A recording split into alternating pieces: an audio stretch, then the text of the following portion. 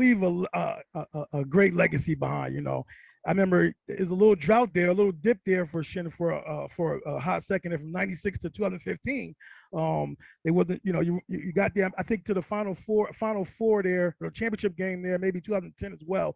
But you started, then 2015 came around, you just started just like running table. I think you got like four second two titles in 6 years there. You know what I mean? And then you got a state title in 2015. So talk to me about the next guy who's going to replace you. What is it gonna take for that guy to carry on his legacy? And who would you like to see? What type of person would you like to see in that position taking over for you? Well, like I alluded to earlier, you need somebody who's going to make it. And it was my life. My whole, you hear people talk about balance, you have to have balance and, you have to do this. I wasn't a person who could do it like that. I didn't balance anything. I was the Shen basketball coach. I did that September, October, November, season would start, season would end, hopefully late March or April. We'd take 2 weeks off. We get into spring AAU, that, and I'd be coaching in those AAU seasons. After the spring AAU season, we take 2 weeks off. Now we're back in the gym in July with D'Agostino at 6 a.m. Run my camps, and then the PM for open gyms or summer leagues. We would do that. Have overnight camp up at Quebec, Brant Lake. Take 2 weeks off. School would start. We'd start fall.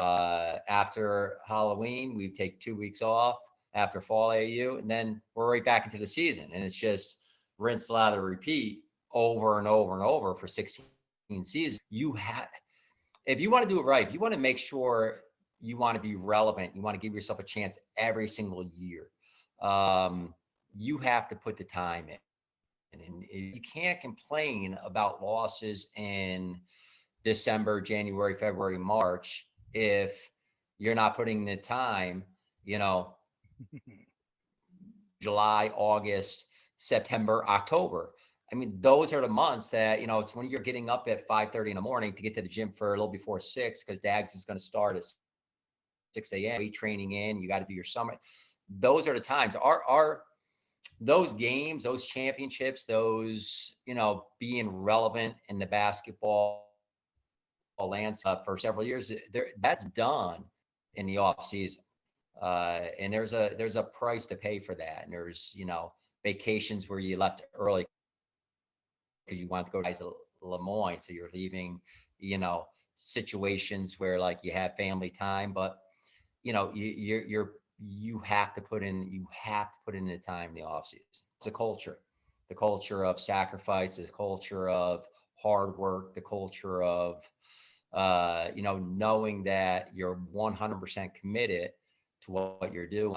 And, after 16 years, I think I just felt like, I think I was just, to put it in simplest terms, I think it was just time. It was time for somebody else. And what I hope, and I know will happen, because at Shenendehowa, every coach is like that. I don't care if it's volleyball. I don't care if it's baseball, softball, wrestling, football, sport. Sometimes my biggest competitors were the other coaches at Shenendehowa, because everybody wanted the gym, everybody wanted the athletes, everybody wanted to put in the work, educate it.